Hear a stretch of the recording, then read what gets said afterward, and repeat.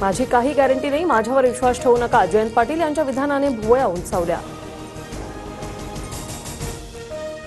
राष्ट्रवादीतील एका नेत्यामुळे जयंत पाटील अस्वस्थ, लवकरच वेगळा निर्णय घेतील अजितदादांचे आमदार अमोल मिटकरींचा दावा।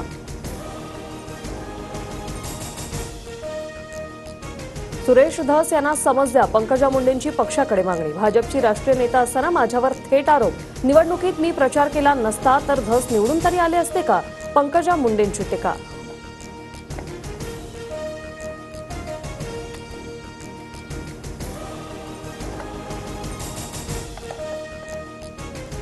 तर पंकजांची पक्ष नेतृत्वाकडे लेखी तक्रार करणार, पंकजा मुंडे यांच्या आरोपांवर सुरेश धस यांची प्रतिक्रिया।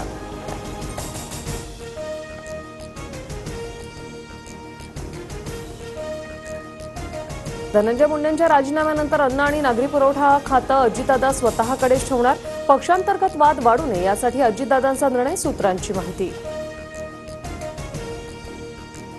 सरकारला मराठी माणसांच्या सणांविषयी इतका आकस का, चुनावी हिंदुत्व राबवायचं आणि सत्तेत आल्यावर मात्र सणांवर बंदी घालायची, ही कसली नीती। वरळी कोळीवाड्यात होळी सणावेळी लाऊडस्पीकर काढल्याच्या आरोपांनंतर आदित्य ठाकरे यांची टीका।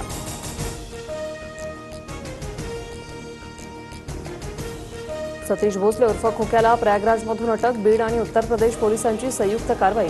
खोक्याला विमानाने महाराष्ट्रात आणणार, मारहाण आणि हरणांची शिकार केल्याचा ठपका।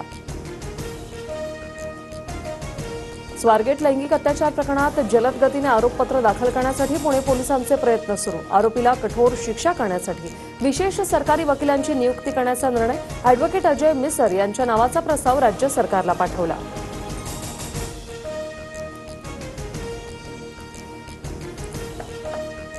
पंढरपूर मंदिरातील विठ्ठल मूर्तीला दिल्या जाणाऱ्या एपॉक्सी लेपवरून वादाची चिन्ह, मूर्तीच्या चरणाची झीज झाल्याने रासायनिक लेपन प्रक्रिया करण्याचा मंदिर समितीचा निर्णय, मात्र महासंघाकडून तीव्र विरोध।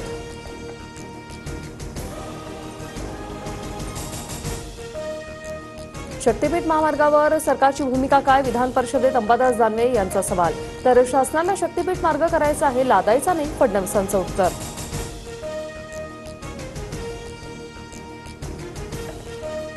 होळीमुळे पश्चिम रेल्वेवरील मुख्य स्थानकात प्रवाशांची संख्या वाढण्याची शक्यता, यामुळे प्रत्येक घडामोडींवर नियंत्रण ठेवण्यासाठी पश्चिम रेल्वेकडून वॉर रूम तयार।